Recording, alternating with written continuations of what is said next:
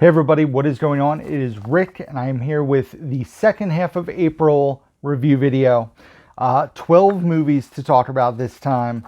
Stuff we watched on Blu-ray, in theaters, on Hulu, on HBO Max, on Netflix, on Disney Plus, on 4K, on Peacock, all sorts of stuff. And then we got Hot Trash of the Month, Surprise of the Month, and a blank piece of paper, which I'll save. I'll be able to use that at some point. So we're going to dive right in. And if you guys didn't watch recent review videos, I'm going to try to make the reviews a little bit, more rapid, more fast-paced. Because basically what I'm doing is I am reading you my thoughts on the movie. This is weird. Thoughts on the movie that are on Letterboxd. So you guys can just check out my Letterboxd page. Follow me on there. But like I said, I like to do these videos. I pop the poster next to me, give some brief thoughts, and then rate the movie right on this screen, probably in my chest area is what I've been doing, and then putting the posters next to me. So we're going to dive right in. Like I said, 12 movies watched in the second half of April. And the first thing we checked out was in theaters using Regal Unlimited, and that was Fantastic Beasts: Secrets of Dumbledore. So I wasn't a huge fan of the second Fantastic Beasts movie personally. Not a big Johnny Depp fan, which really affected my enjoyment of that movie.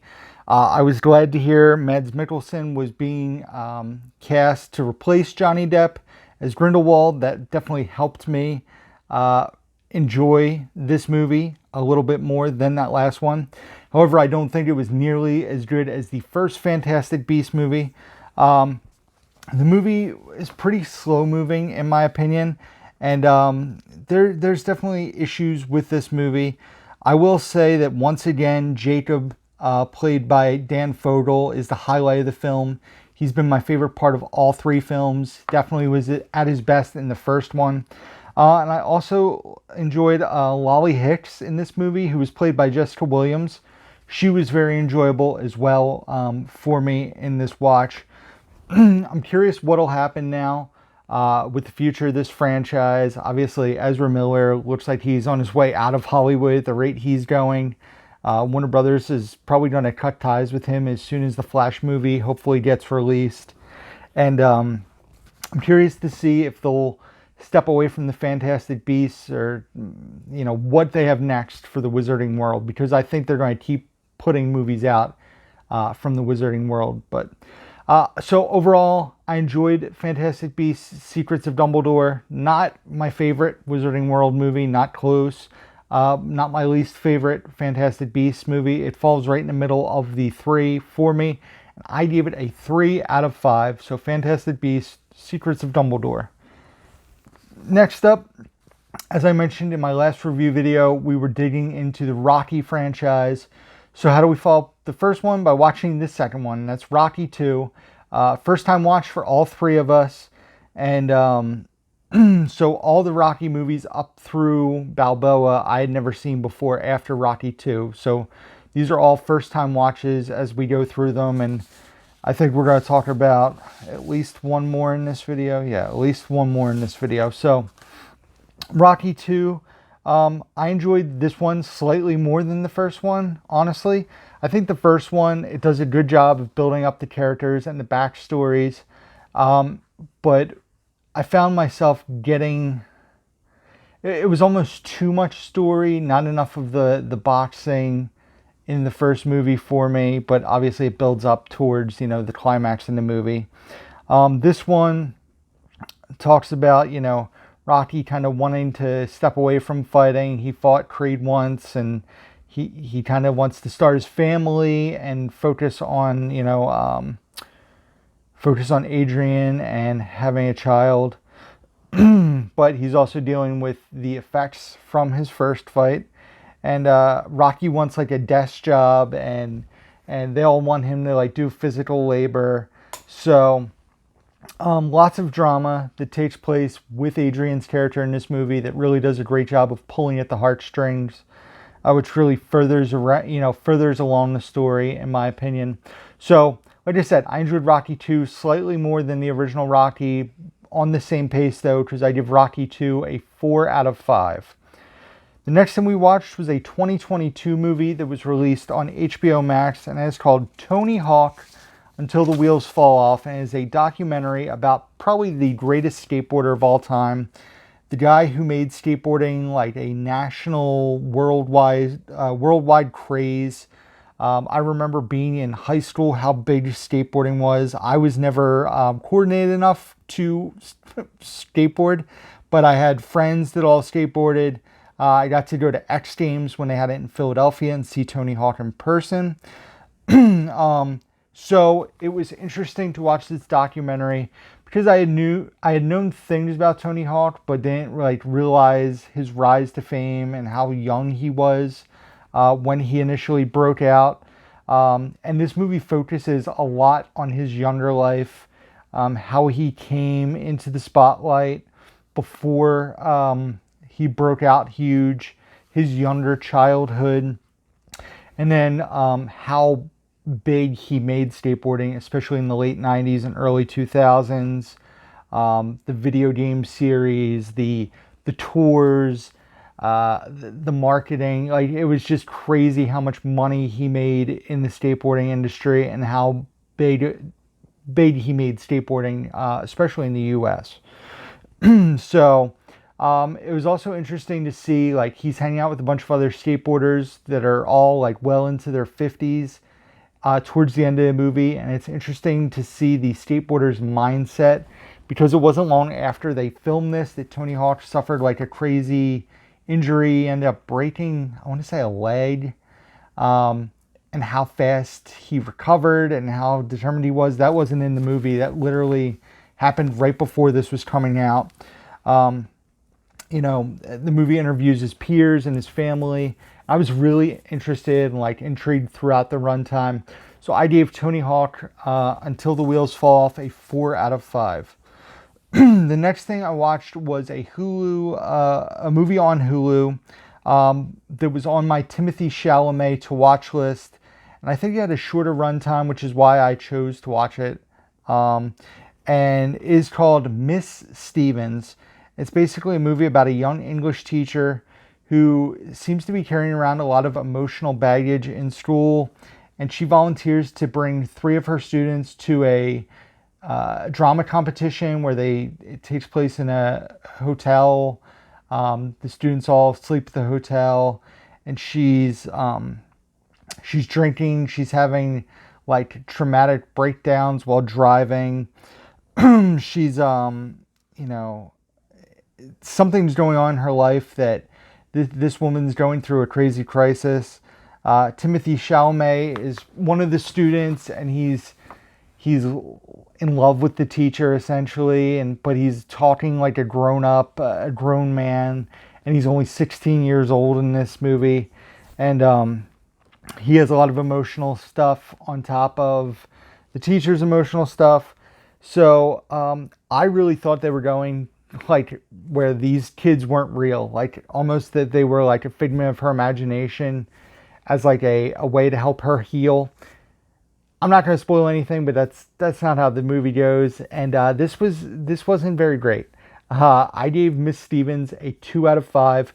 Crossed it off the Timothy Chalamet to watch list, and won't need to revisit this one. So the next thing we watched was a Netflix documentary called White Hot: The Rise and Fall of Abercrombie and Fitch.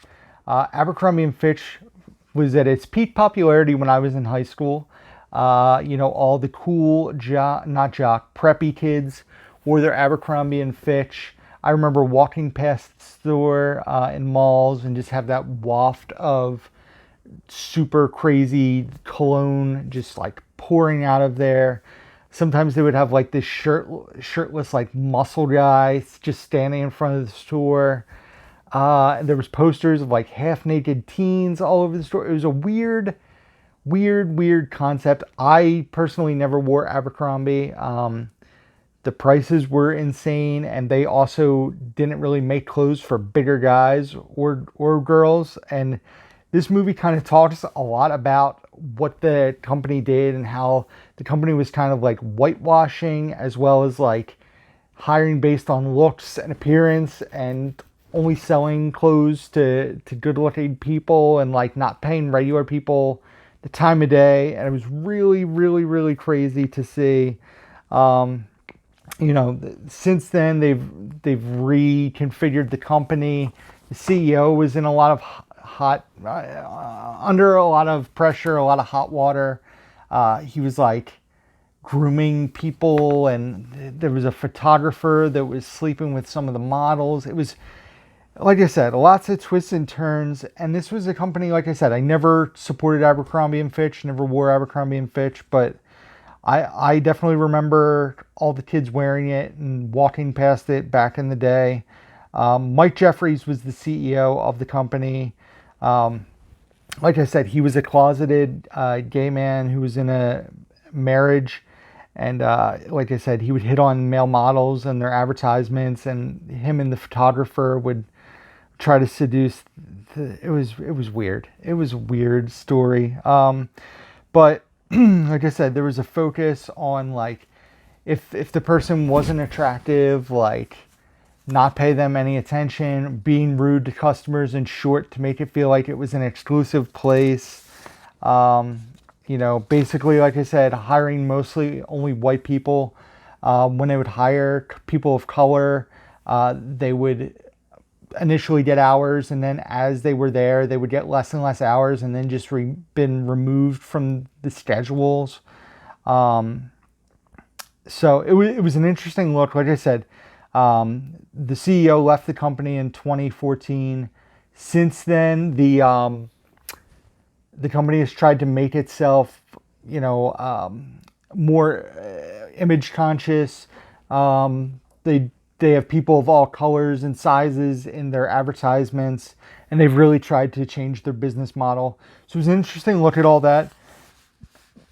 White Hot: The Rise and Fall of Abercrombie and Fitch gets a 3. Gets a 3 out of 5. Definitely an interesting watch, especially if you grew up in that time frame. If you used to work for Abercrombie or, you know, American Eagle, Aeropostale, all those those companies that were really big in the early 2000s, late 90s. So next up, we watched a movie in theaters, one that we were all really excited about. My little sister even wanted to go see this with us, which kind of took me by surprise. And it is The Unbearable Weight of Massive Talent, the Nicolas Cage movie. And I will say that I was extremely disappointed by this movie. I know a lot of people recently, like I said, I'm recording this on the 5th of July. A lot of people in the last week or two have gotten out on physical media. They're all excited, all Nick Cage, woohoo. And I enjoyed the Nick Cage films as much as the next guy. Not all of them. I have a bunch I need to watch. But this movie, and I think this is an issue where the trailer shows you one movie and you get a different movie. You almost get like a Nick Cage being a parody of himself in the trailer, which is what the movie is, but it's also like a very buddy cop action movie, which it's not what I wanted it to be. I really thought this stuff with Nick Cage and embracing his past and all the references to past characters he's played was really enjoyable, but it was too few and far between. I will say that watching this movie really made me want to watch the Paddington movies, which I've never seen. There's a running joke, especially with Paddington 2 in this movie. But yeah, overall, like I said, it's an enjoyable movie. I'm glad I got to see it. I'm glad that I have Regal Unlimited. I didn't pay to go see it in theaters, because I would have been extremely disappointed if I paid $15 to go see it in the movies. It's a one-time watch for me. Unbearable Weight of Massive Talent gets a 2.5 out of 5. The next thing I checked out was the remake of Cheaper by the Dozen on Disney+. Went in with pretty low expectations on this one. I was a fan of the Steve Martin, Bonnie Hunt movies that they did, the remakes. I never saw the original. Excuse me. And this movie is essentially a family-friendly, more modernized version of the Steve Martin movies. It's a mixed family. Zach Braff and is it Gabrielle Union? Gabrielle Union play the parents, and they have kids from previous marriage, and then they each have kids together. So this movie, however, weirdly focuses a lot more on the adults than the kids, which the Steve Martin movies, there was a lot of focus on the kids. This one, though, there was a lot of focus on the grown-ups in the film. Some of the kids actually seemed like afterthoughts, especially like after the movie had ended. Like they were like, oh yeah, there's this kid. Like we haven't really had them do anything. But it was a cute, like fun family one-time watch movie. I've seen some reviewers and people say how horrible and horrific it was. I think for what it is, a family, Disney Plus movie, it was enjoyable. Similar to Yes Day, in my opinion. Cheaper by the Dozen gets a 2.5 out of 5. So next thing Bridget and I watched, we're really excited about this. I had picked it up from the Video Game Movie Dome, and I think we watched it the day I got it, or the next day. And as the sequel to Sing 2, which I really enjoyed the first one. I got to see an early screening of that with RJ. Bridget really enjoyed that. So I was really excited to visit it for the first time. I thought it was weird how they added Bono to the cast, especially the voice Bono does in the trailers. Does not seem like his natural speaking voice. It almost seems like he's trying to put on a character voice in a way. But an amazing voice cast. Reese Witherspoon, Matthew McConaughey, Taron Egerton, a bunch of awesome names. There's great covers, modern and classic music throughout in the movie, which is always an enjoyable time. Lots of great singing, a fun story. Sing 2, almost on the same level as the first one. Not quite there, but still a really fun time. A predictable movie, but, a lot of kids' movies are, animated movies specifically. But Sing 2 was a fun watch. Give it a 3.5 out of 5. The next thing I watched was a documentary on Peacock called The Pistol Shrimps. So the Pistol Shrimps are a women's a women's recreational basketball team that I was familiar with because I've heard it talked about on podcasts before, and I think Aubrey Plaza mentions it or had mentioned it on a talk show. So it was a team that Aubrey Plaza was on, and it's a women's rec basketball team. It's a documentary about one of their seasons. They have 2 comedians who do a podcast who also announce the games, but they turn it into a podcast, make lots of jokes.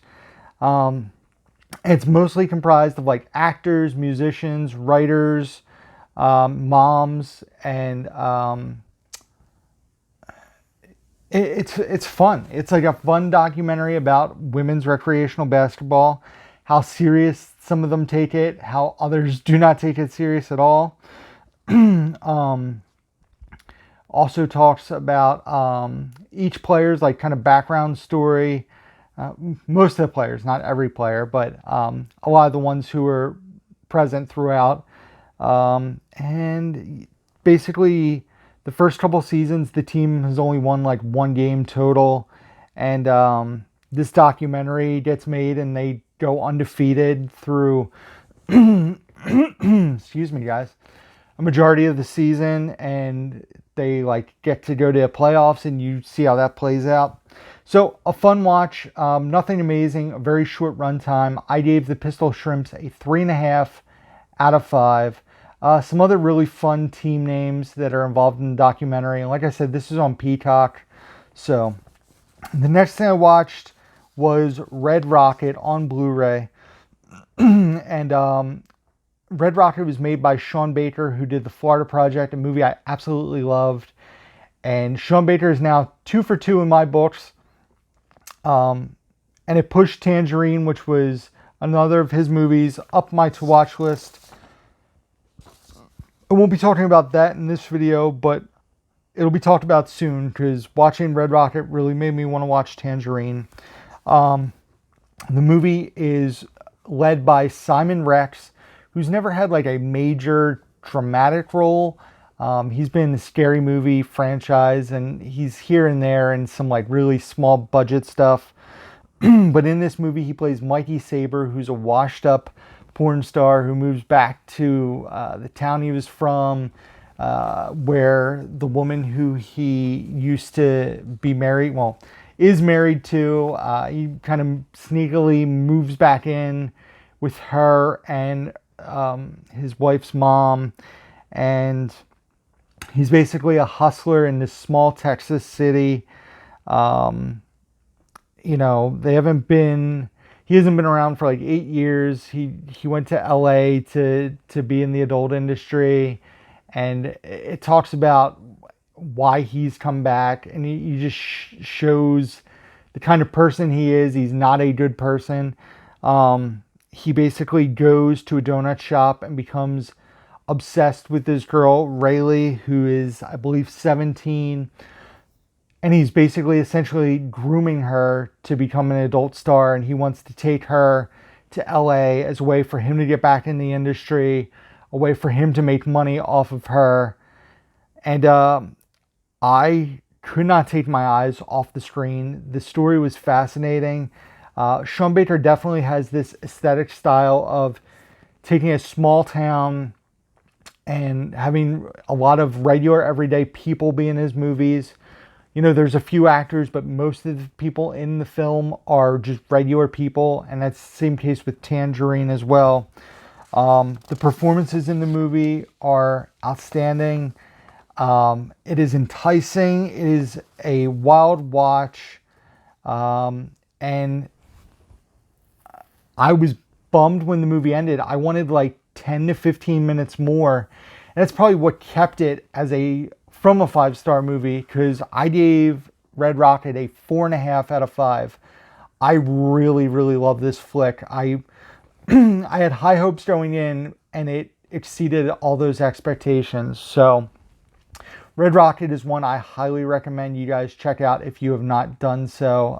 I definitely think it is worth seeking out. It's an A24 film, which I know a lot of people that makes them even more excited for it. But yeah, Red Rocket was outstanding. So the next thing we watched was Rocky 3 on Blu-ray.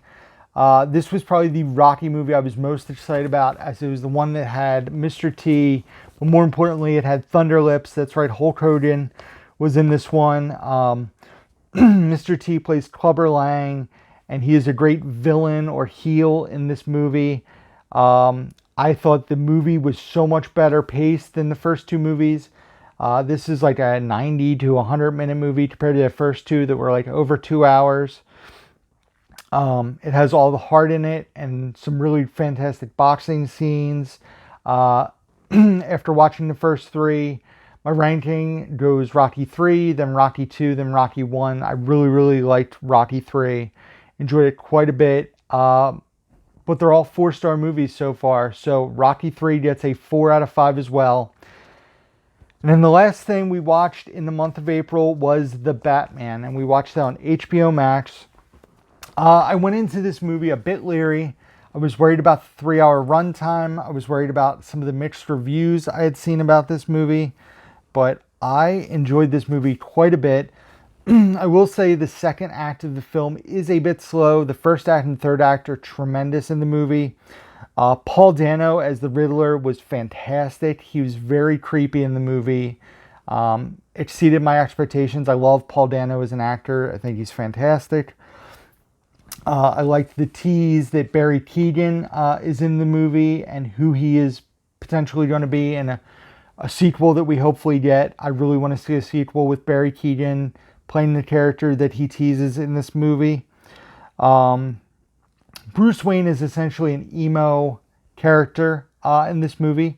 The Batmobile in the movie is awesome. It's like a Dodge Charger that I got to see when I went to Warner Brothers Studios in California. The tour, they had the new Batmobile as well as the new Batsuit and Catwoman suit there. But seeing the Batmobile in person was awesome. That car is nuts in person. Colin Farrell, his makeup when he was the Penguin was outstanding. They did a fantastic job He didn't even look like Colin Farrell, which is always, in my opinion, an amazing makeup if you can lose, like, you know who the person is and you get lost in it watching a movie. So I can't wait to see what else this franchise has to bring. I really, really enjoyed the Batman. The runtime didn't affect my enjoyment of it at all. I gave the Batman a 4 out of 5. One of my favorite movies of 2022 thus far. And that is it, guys. That is all I watched in the month of April now. 18 movies in total, 12 watched in the second half. At this point, we were getting ready to go on vacation. Like, we were leaving for vacation the beginning of May, which I'll talk about in the next video, which I think I still watched 8 movies the first half of May, and I'll explain 4 of them were on an airplane. So let's get into it. The surprise of the month and hot trash of the month. Surprise of the month I just talked about in this video along with the hot trash of the month. So surprise of the month is obviously Red Rocket. Was not expecting to enjoy this movie as much as I did. Simon Rex gives an outstanding performance. I'm trying to see if I have the girl who plays Rayleigh. Susanna Sun is fantastic as Rayleigh in the movie. Excuse me. The movie is just so well done. It's not for everybody. It's a very raunchy movie. It's a very raw movie. Like I said, it's rated R. It gets into some very taboo subjects. Like I said, it's about a washed-up adult star who's grooming a 17-year-old girl to be an adult star. So that's the kind of movie it is, but a fantastic film. I highly recommend it. Hot trash of the month. I hate to give it to it, but at 2 stars, it was the weakest movie I watched in the month of April. And it wasn't something I would ever want to watch again or I can recommend, and that is Miss Stevens. Like I said, it was purely on my watch list because it had Timothée Chalamet in it, and I had not yet seen it. So that was the reason I checked it out, so you guys don't have to. So avoid Miss Stevens. Definitely check out Red Rocket. And that is it, guys. So as always, thank you for watching this video. Hopefully you enjoyed it. Give the video a big thumbs up if you did. Leave some comments down below. Let me know what you guys have been watching. Let me know if you've watched any of the stuff I talked about in this video and what you thought about it. Also, be sure to check out the description box down below where you can find links to all the socials, Facebook, Twitter, Instagram, as well as my eBay store, Amazon wishlist, Blu-ray.com profile, letterbox page where I rate and review all the movies that I watch, as well as my email address and P.O. box. And until next time, guys, who's down to movie?